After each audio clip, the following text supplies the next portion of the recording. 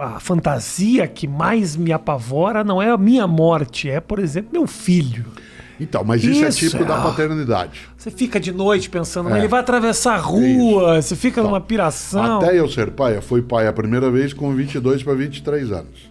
Depois a segunda com 24 para 25 e a terceira com 31.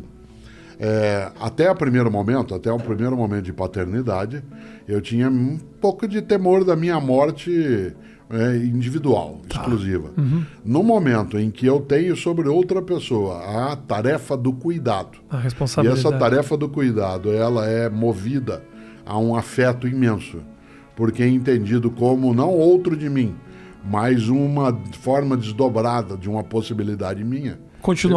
Uma continuação. Evidentemente que eu não conheço ninguém em sã consciência que após ter sido mãe ou pai, ou ter de cuidar de alguém, mesmo que não seja de geração biológica, não tenha entrado em estado de tensão, né, com essa situação.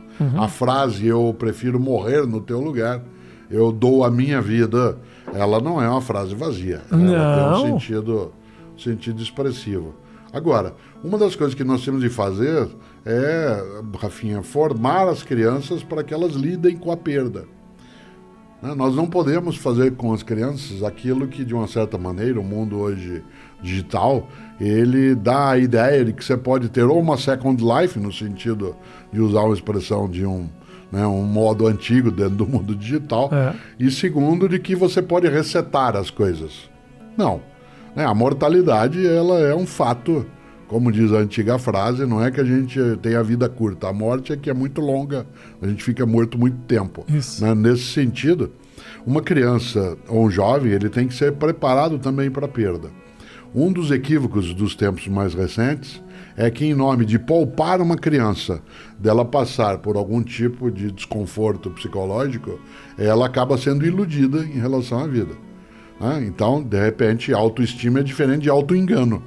Induzir alguém a auto-engano é algo muito perigoso. Se eu quero que minha filha ou filho, como é o meu caso, ou filhos e filha, ou meus netos e netas, que eles sejam capazes de ter com a vida uma relação muito mais persistente, eles têm sim de ser preparados para aquilo que é a perda da prova, a perda do afeto, a perda do amor, a perda de uma pessoa. E, portanto, é necessário que não se sequestre de alguém seus lutos. Sim. Porque se sequestrar as possibilidades de luto da pessoa, ela não consegue lidar com essa condição. Então, é preciso cautela. Mas é um equilíbrio difícil, né, Cortella, de você... eu quero privar meu filho dos traumas, né, dos problemas... Mas, ao mesmo tempo, eu não quero que ele ache que esses problemas e esses traumas e essas perdas não existam. Então, prepará-lo bem é a melhor maneira de poupá-lo do trauma que é evitável. Existem traumas que são inevitáveis. No meu escritório, na cidade de São Paulo, sempre teve uma frase, e agora numa biblioteca, porque agora eu não estou mais no escritório que você já esteve. Agora na minha biblioteca, onde eu fico, faço as coisas. Abandonou o escritório? Não, ao contrário, continuo escrevendo, fazendo, mas num local que é o meu local de livros. Tinha lá uma frase, continua, que é: aqui só admitimos o erro inédito. Aqui só admitimos o erro inédito significa que a possibilidade do desastre, ela é uma possibilidade, ela não é uma obrigatoriedade. Sim. Por isso eu tenho que me preparar por esse tipo de circunstância. É claro que é difícil você dizer, mas eu gostaria de poupar minha criança de um sofrimento. Mas existe um modo, não que você o induza ou a induza a sofrer, para que ela aprenda. Não é o aprendizado pela dor. Sim. É que ela precisa estar preparada e estar em estado de atenção para aquilo que pode ser prejudicial. É um lema. Eu aprendi esse lema lendo um dia um livro que eu imagino que eu não gostaria e que eu adorei, eu odiei durante 3 anos por preconceito, uma leitura da biografia da especial Jane Fonda. Ela tem um livro, que é a história dela, chamado Minha Vida Até Aqui, que é magnífico. Eu fiquei absolutamente irritado com a minha tolice de ter postergado tanto tempo a leitura. E ela foi casada com Ted Turner.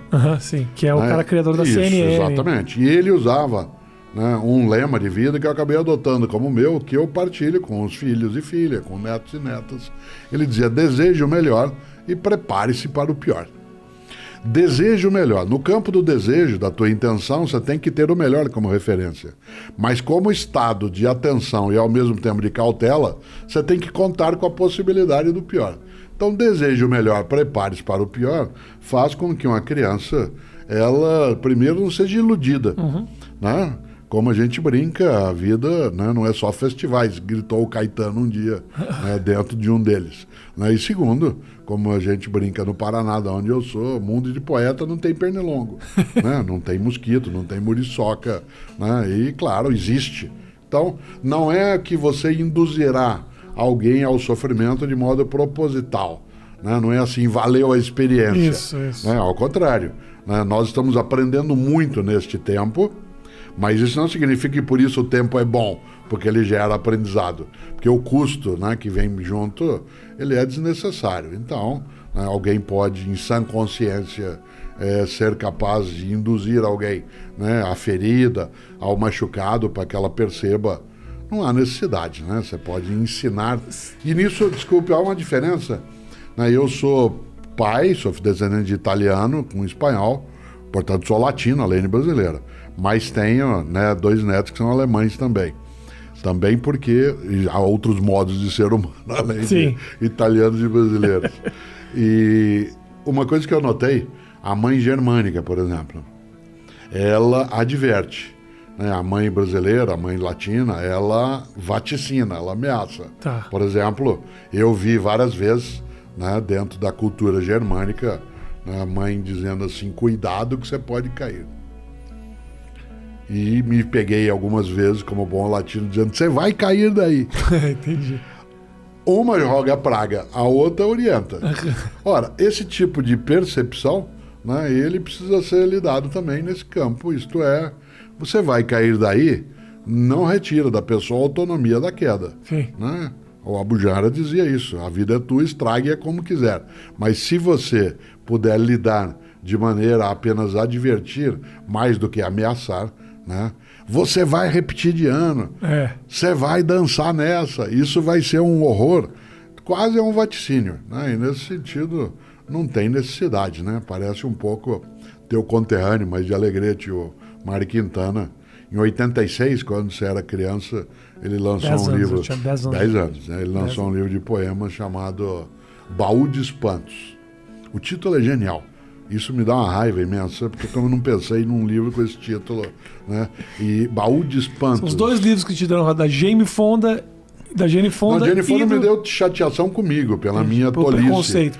Em relação a título, sim, claro. Mário Quintana com Baú de Espantos.